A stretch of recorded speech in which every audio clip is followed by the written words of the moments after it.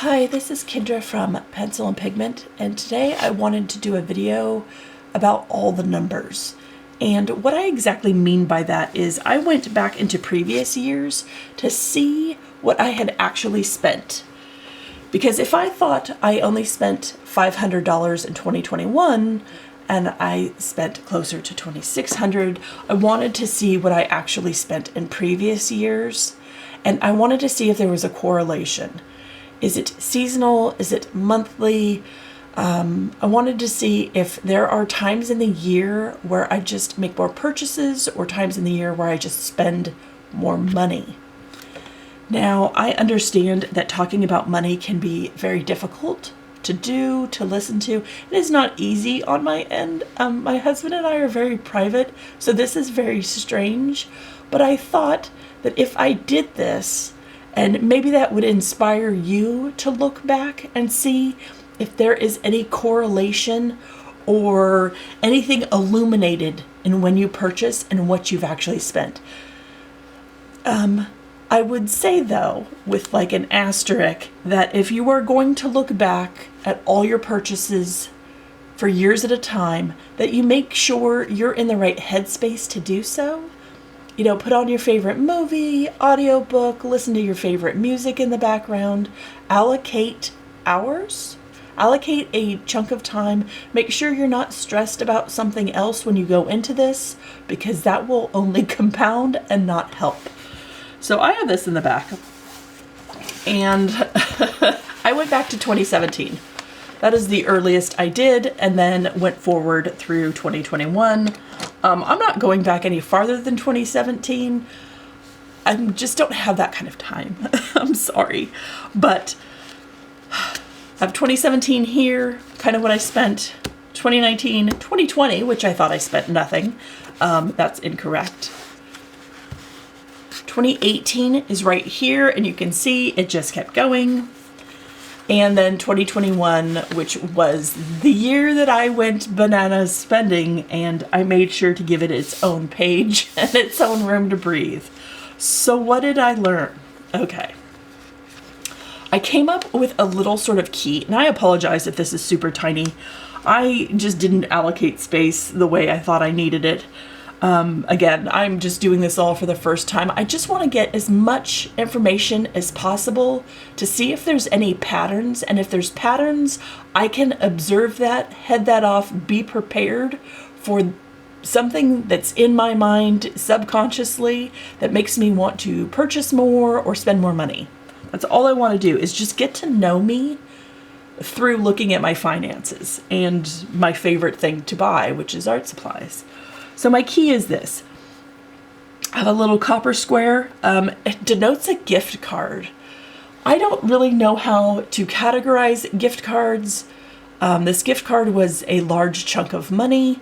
My birthday is 4 days before Christmas. That's what this was. Hi, Mom. I love you. I'll call you later.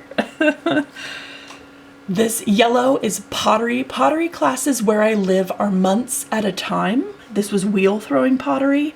Those classes are $370 US. That is a huge jump in money. And when I purchase those, you have to acknowledge that $370 is being spent. So I just want to say that I'll link a currency converter if you want to see like what that would look like where you're at. The blue is the largest number of orders. So is there a time period where I just buy a little bit, but like all the time because I'm bored or I'm restless? And then there's largest amount of money. Is that the same time I'm making a ton of orders, or is that a different time? Is there something big I need? Is it linked to pottery? Spoiler, some of it is, yes.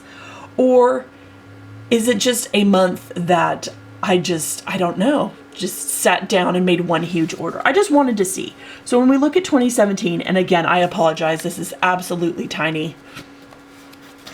2017 is a strange year for a multitude of reasons. We lived in a different city. It started to warm up. February, March are the warm months.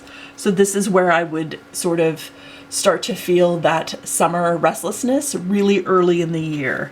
So this is the largest number of orders, but I spent the most in July, which was absolutely squelching hot, like bake you alive hot.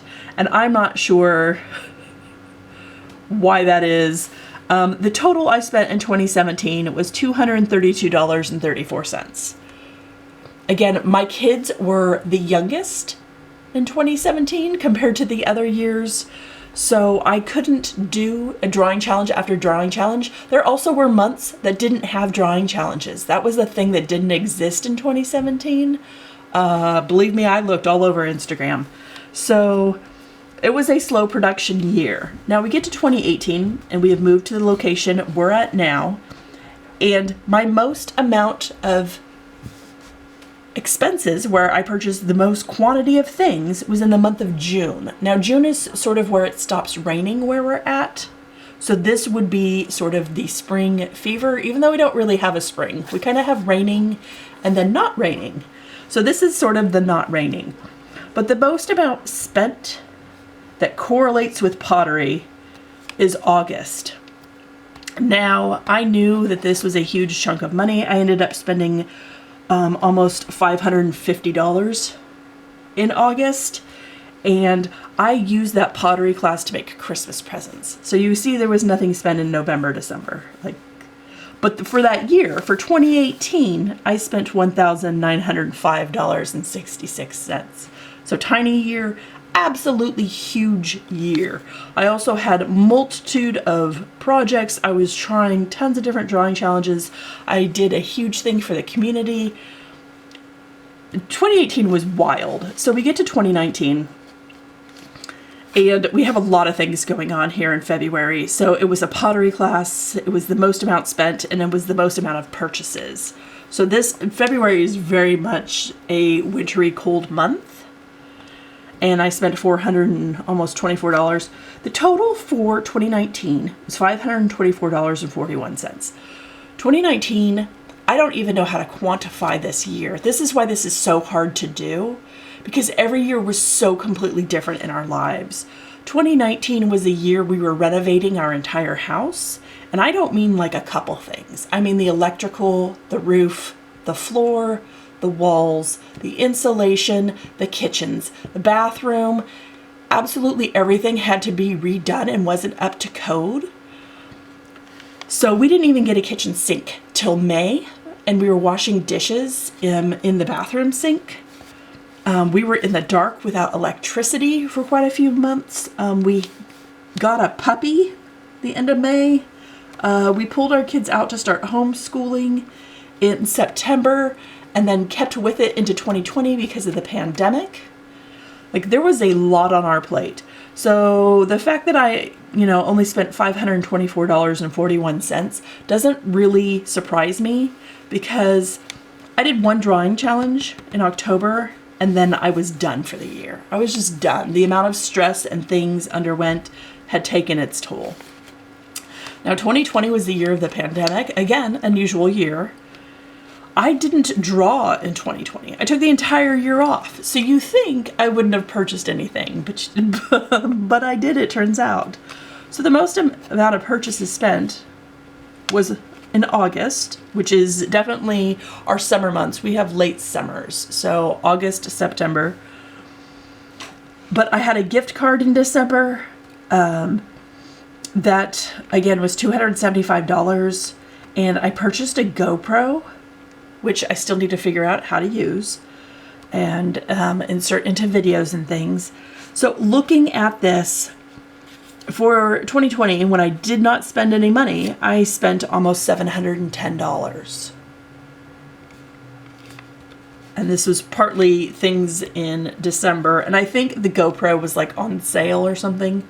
And I fell prey to one of the sale things. So that brings us to 2021, and we know 2021 is chaos, hence my NoBuy. So the most amount spent and the largest number of orders was in September. Again, this is our summer month. This is our warmest month. And we know that I spent $2,626.71. I cut off in half the month. I just stopped buying and then started kind of my NoBuy. It was a soft launch for me for my NoBuy into 2022. What can I say looking at this? I would say that the summer, spring, when it's not raining, I have 4 years where I make the most amount of purchases in these summer, spring months. I would say that winter, I spend the most amount of money, maybe? I don't know. I definitely think dividing my purchases and having my my surface in the winter, purchasing that in December, which I have not made that order yet. I'll probably do that in about 3 or 4 days. And then saving my mediums for the summer, because it looks like I like to purchase a lot of little things in the summer. So this definitely reaffirms my idea of how to split up purchases. I don't know if I recommend this. This is really hard to take a snippet of looking back at these 5 years and trying to quantify how I spend, just because the years were so crazy for us. Like, I don't know how accurate this is, but I'm definitely seeing a correlation with nice weather and wanting to buy tons of stuff. So I definitely think leaning into mediums in the summer is a good idea. I hope this video helps somehow. I hope you have an absolutely wonderful day. If you have questions, leave them in the comment box. If you want to try this, absolutely carve out a few hours for yourself. It is time consuming. I hope you have a wonderful day, and I'll talk to you tomorrow. Bye.